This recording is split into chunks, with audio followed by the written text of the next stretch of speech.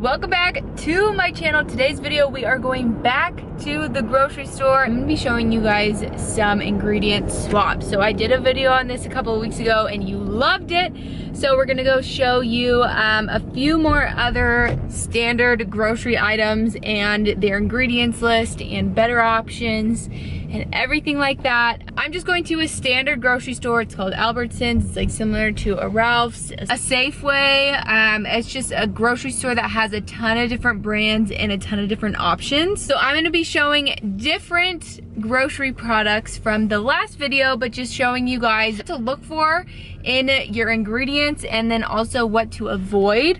So I hope this video helps you the next time you go to the grocery store. If you like this video, please give this one a thumbs up so I know. And if you're new to my channel, don't forget to subscribe. And if you want to take part of our Fitmas challenge that is going on right now, the link is in my the link is in the description of this video. It's a completely free 12-day challenge. So if you want to join us, come and join us. But let's go into the grocery store and get started. Okay, so oats, something I know I have pretty much every day. A lot of people just go ahead and grab this type. It's prepackaged, but a lot of the ingredients is like sugar, natural flavors. They have like 12 grams of sugar in one serving. So you can see there's like 12 grams of sugar in one serving, and the packet is so tiny. Whole grain oats, sugar, salt, natural flavor in that one. There's cinnamon and other spices. It doesn't even tell you what the other spices are in that one. So instead of grabbing this, if you just grab one that's just plain old-fashioned oats, there is no sugar in here whatsoever. The ingredients is just whole grain rolled oats. That's it. So instead of buying one that's prepackaged, if you just get the plain old-fashioned oats, you can add your own bananas to it, some type of fruit, peanut butter, cinnamon, and make it yourself. Blueberries if you want to. That way it's not packed with a bunch of added sugar and you just can add your own flavors to it. Okay, so chocolate candy. We're going to start with chocolate. It's so easy to go and grab something like this or Hershey's, but like if you're not paying attention to the ingredients, like this really isn't real chocolate, and there's a lot of not so good ingredients in here. So if you look, like this long list right here, that's all the ingredients in this one little bar. But the one thing that you want to kind of look for is it has all of these dyes in here, like red 40, blues, yellows. Those are so bad for you and so bad for your health. Artificial flavors, corn syrup. There's so many things in here that really don't need to be in a real chocolate bar. But if you look for something more so like this, you can see right away it has cocoa in it. That's one of the main ingredients. 95% of this whole bar is cocoa. And if you look on the back, the ingredients are, the list is a lot smaller and it just has the necessities in it. This is a better alternative if you have a sweet tooth, like this one. Better alternative. So this one's a no, that one's a yes. And then also things like gummies. Like it's so easy to grab something like this. But the back of this, the ingredients list is actually terrifying. And I love gummy bears. There's not Smart Sweets here at the store, but they do sell them at like Walmart, or I think they're at Walmart, but for sure Target. That is a great alternative. They do have gummy bears, but like look at the back of this. This is just like a red flag all over the place. And the Smart Sweets have way better ingredients than this one does here. So this is a no. Smart Sweets is a better option. Okay, let's talk about cooking oils. You can see there are so many different oils, and a lot of the time people will just go for the canola oil and the corn oil, the sunflower oil, the vegetable oil even. And quite honestly, those are the worst things that you can grab.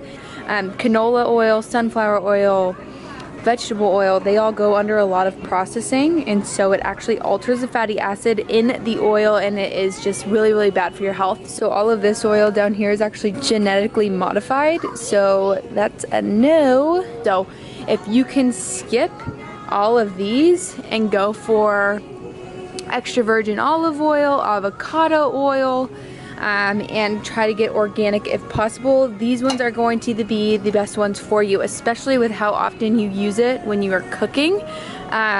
Coconut oil is actually a really good one as well, but there are so many better options for you than these ones. So skip those, go for those.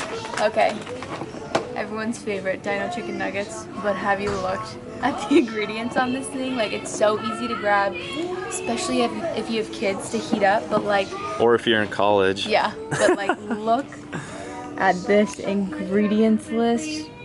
It's insane. Like, some of these things I can't even pronounce, which is a sign, but yeah. Canola oil, natural flavors, guar gum, dextrose, cornstarch. There's like just so many bad things in here that you just really want to avoid, and there's going to be so many better options. It's not 100% best, but it's better than this one. With these ingredients right here, you kind of know everything, what it is. It still is kind of long. Like, the ingredients is a little bit longer than I like, but it is a lot. At least you can understand what this stuff is, though. Yeah, it's like a lot better than dried onion, whole wheat flour. Yeah. So these ingredients are better than the ones here? These are better than this one, but the best option is just make chicken nuggets yourself. It's really not that hard. When it comes to coffee, you want to try and eliminate getting like flavored coffee, because you can see the ingredients have like natural and artificial flavoring when you get it like flavored, so you just want to get it plain if possible. Look at all of these flavored coffees. These are what you want to ignore. Okay, so I want to talk about coffee. There's so many people standing right there, so I couldn't really talk. So this is the kind of coffee that we get. We normally get the beans because they're a lot more fresh than if you get it already ground. We just grind our own beans whenever we're ready to use a new bag. They're a lot fresher like this. We get plain coffee beans. There's literally not even an ingredient list on here because it's just regular coffee beans. Whereas the one that I showed you before, there's actually added artificial and natural flavors. It's what you want to avoid. So try your best to avoid anything that has artificial and natural flavors, because you don't even know what those flavors are. You want to be careful with that, and that's why this is like an easy way to eliminate natural and artificial flavors from like your everyday diet if you are drinking coffee every day. With Keurigs, K-cups are just made out of plastic and aluminum, and you're putting like hot water, probably I would say like around like 150 to 200 degrees of hot water going through aluminum and plastic into your coffee, and then you're drinking that. And then also the Keurig machine itself there's a part of the Keurig machine that you can't get to where the water runs through, and so it actually gets moldy in there. So the water that you're drinking that's going through the aluminum and the plastic could also potentially have mold in it as well, because you can't get access to clean that part of your Keurig. So all in all, this is why I just recommend getting a standard coffee pot, getting some beans and grinding them yourself, because that is just gonna be a lot better for your health overall. It's a lot easier to clean a standard coffee pot than it is a Keurig. All in all, a standard coffee pot is just better, so yeah. It is day 2's workout today for Fitmas. It is a leg day. Ooh, your girl is in a mood for the leg day today. So we're gonna do a leg day. I'm gonna walk you through the whole workout today. I am gonna show you guys my leg day warm up. I get asked that all the time, so I'll show you a little clip of how I warm up, but there's so many ways you can warm up for your workouts. There's no one right way. The only right way is to actually warm up though. So make sure you are warming up before your workouts, but today we're doing legs and glutes. It's gonna be a good workout. Your glutes are gonna be on fire by the end of it. So let's go get into the workout. Okay, so this is how I always start off my leg days. I always grab my resistance band and I do like 3 or 4 leg exercises with them just to warm up my legs. I don't have like a certain number of reps or a certain number of sets that I do. I just kind of wing it, and whenever I feel ready to go into my first lift, I go. So you can see here I chose 3 different exercises with a glute band. I just kind of do probably anywhere between 12 to 20 reps of each exercise. I normally do it at least 3 times through. just to fire up my legs and my glutes and get everything activated and ready to go. But there's no really method. I just choose 3 random exercises and kind of go with it, just depending on the exercises that I'm going to be doing during my leg workout that day. So I did here some squat pulses, some lateral squat walks, and now you can see me doing some pulsing lunges, and that's it. So the first exercise is barbell back squats, is also dumbbell squats. If you're working out from home, you just place the dumbbells on your shoulders just like the barbell here. But with squats, you want to keep that chest up. You want to push through your heels so you can feel it more in your glutes. With these specifically, what I like to do is add weight every single set to just make it a little bit more challenging. If you are new to using a barbell, I recommend either starting off on a Smith machine or using a preloaded barbell, just so you can kind of get familiar with how it works on your shoulders and how it feels and everything. And then moving into hip thrusts, I love hip thrusts. You can do this with a barbell or dumbbell if you're at home. But here, look at my form. Look at how my head is up, facing forward, my chin is tucked, and I'm really only moving from the bottom of my rib cage down. You don't want to be moving your chest up and down. You don't really want to be moving your shoulder blades, keeping those shoulder blades on the bench and pushing through your heels the entire time. Once you've done 4 sets of those, you are moving into a superset. So you are doing 10 Bulgarian split squats on each leg. So with this exercise here, my foot is placed on something elevated. It can be anything. I'm pushing through my heels. I'm leaning a bit forward so I can feel it more in my glutes. With this too, you're going to also feel it in your quads. So you're going to do 10 on each leg here. If you can't use weight, feel free to drop the weight. If body weight is just as hard, that's totally fine. Drop the weight and just use your body weight. But if you want to hold some dumbbells, feel free to do so. And then you are going into 15 dumbbell squat pulses. This was my last set and I was dying.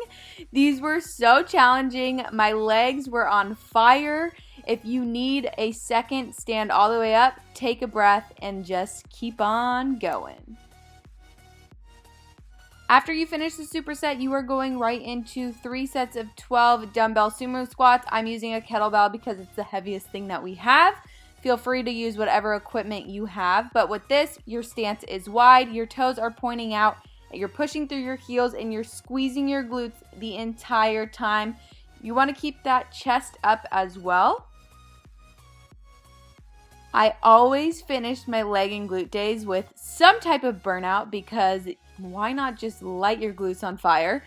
So the first exercise in this burnout is glute bridges. You are going to be performing 15 reps. You can add a band to this if you want, but the key here is to push through your heels and really squeeze and contract your glutes at the top of the rep. And then you are going right into 15 frog pumps. So you're going to put your feet together and push through the sides of your feet and really contract the muscle at the top. These are killer. Those two together, your booty is going to be on fire. You are doing a total of 3 sets. Climbing up 3 sets of stairs after that leg day is no joke. That was a good one. My legs are shaking right now.